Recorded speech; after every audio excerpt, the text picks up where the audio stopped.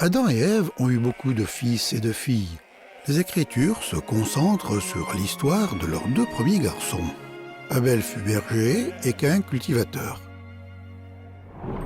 Caïn et Abel étaient tous deux de bons travailleurs. Tous deux connaissaient leur Créateur. Tous deux voulaient que Dieu les accepte, eux et leur adoration. Tous deux avaient le même problème, le péché. Non seulement étaient-ils pécheurs, mais ils vivaient comme des pécheurs. Chaque jour, ils pensaient, parlaient et agissaient de manière qui ne reflétait pas la nature pure et aimante de Dieu. Dans son livre, le roi de l'univers appelle cela péché. Tous ont péché et sont privés de la présence glorieuse de Dieu.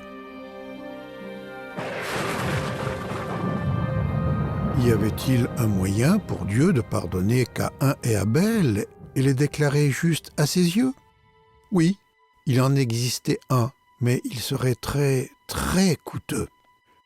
Les péchés ne sont pardonnés que si du sang est répandu.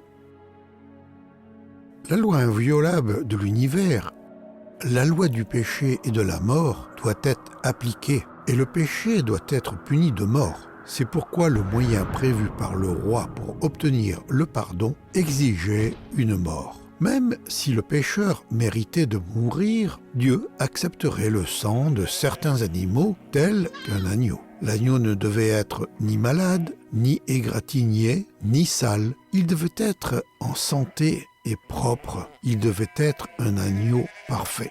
L'agneau devait être tué et brûlé. Il mourrait à la place du pécheur coupable. L'agneau serait le substitut du pécheur. Un jour, les deux frères ont apporté des offrandes à Dieu, mais seul l'un des deux a apporté une offrande acceptable.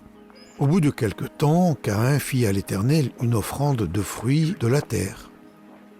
Et Abel, de son côté, en fit une des premiers-nés de son troupeau et de leur graisse.